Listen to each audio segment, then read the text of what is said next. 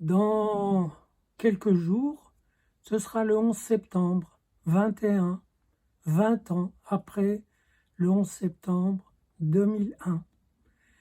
Et là encore, comme pour beaucoup d'événements très importants, au lieu d'en profiter pour en tirer des choses dans notre vie, bien, on les laisse se déposer leurs débris petit à petit et une couche d'oubli ou de routine les recouvre. Pour le cas du 11 septembre, il n'est pas tout à fait recouvert parce que le terrorisme est régulier, quotidien, il est entré dans nos mœurs. Le terrorisme au nom d'Allah, au nom de l'islam. Et je me souviens que, bien sûr, j'étais là le 11 septembre, je recevais un patient et je reçois un appel d'un de mes enfants qui me dit « J'ai vu à la télé les 2 tours en train de s'effondrer. » Et ce « en train de s'effondrer » m'a donné le sentiment de l'irréversible. C'était irréversible. L'acte de tuer plusieurs milliers de gens et de détruire ces 2 tours était irréversible. Bien sûr, ça a fait jubiler des gens. Il faut le savoir. C'était interdit d'en parler après le 11 septembre. Il fallait que seuls quelques excités de Gaza se soient réjouis. Mais non, c'est dans des villes, des quartiers entiers que le peuple musulman s'est réjoui. Et on le comprend. Et on le comprend. Parce qu'avec la logique de sa religion et de son identité, il n'a jamais eu l'occasion de vaincre.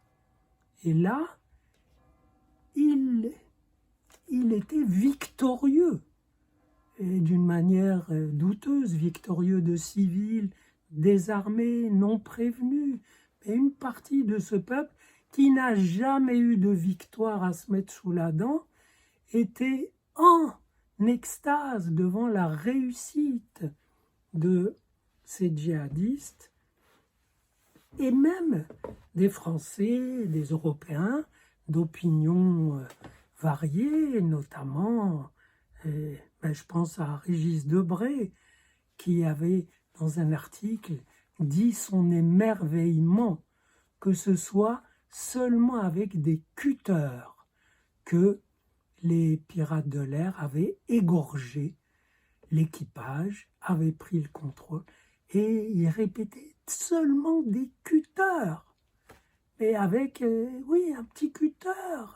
Quand vous vous cachez derrière la loi, qui vous protège, qui ne vous examine pas de fond en comble parce qu'elle ferait preuve d'un délit de faciès, de choses comme ça, et vous passez les mailles du filet de la loi libérale et qui respecte les libertés, ben oui, vous arrivez à abuser de la confiance de gens qui sont là pour servir, des hôtesses, des pilotes, et vous les égorgez et vous réussissez votre coup.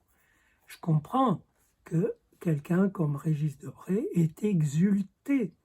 Les Américains lui ont cassé son idéal révolutionnaire d'amener la révolution castriste en Bolivie il y a des décennies. Et on comprend que, voilà, il n'a pas eu de revanche. Et là, il l'avait, ce 11 septembre, le venger. Eh oui, c'est humain. Je me rappelle à une émission avec Jean-François Kahn qui disait mais oui, mais d'accord, tout ça, et le terrorisme, c'est inadmissible, ça tue les civils. Mais après tout, s'il y a des gens qui détestent autant les Américains et les Israéliens, il y a des raisons pour ça. Oui, on ne déteste pas les gens sans raison. Mais si, on peut détester des gens sans raison, du seul fait qu'ils existent. Et oui, là, c'est une raison suffisante. Du fait qu'il y ait des mécréants, des croisés que sont les Américains et des Juifs que sont les Juifs et les Israéliens, eh bien, c'est insupportable pour l'idéologie sous-jacente au djihad.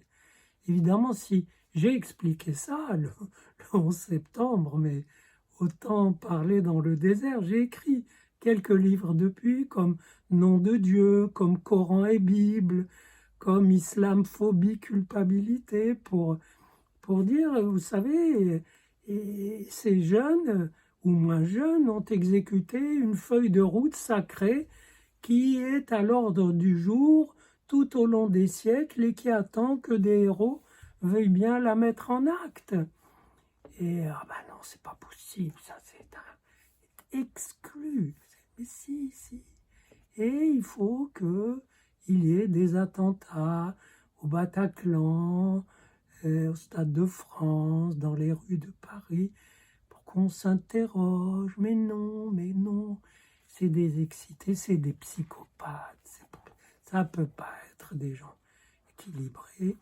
Et on ne se rend pas compte que on le dit parce qu'on ne veut pas s'expliquer avec une culture et une religion qui non seulement permet, mais recommande à ses plus zélés des actes de guerre sainte. Et en ce moment, il y a le procès des attentats du 13 novembre à Paris.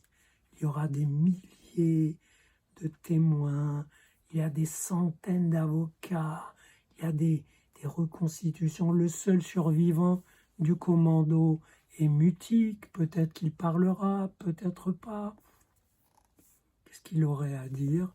Des détails sur où, quelles ont été ses complicités, etc. Bref, on parlera beaucoup pour ne pas dire l'essentiel, pour ne pas dire que il y a deux cultures différentes. Ce n'est pas toujours le choc.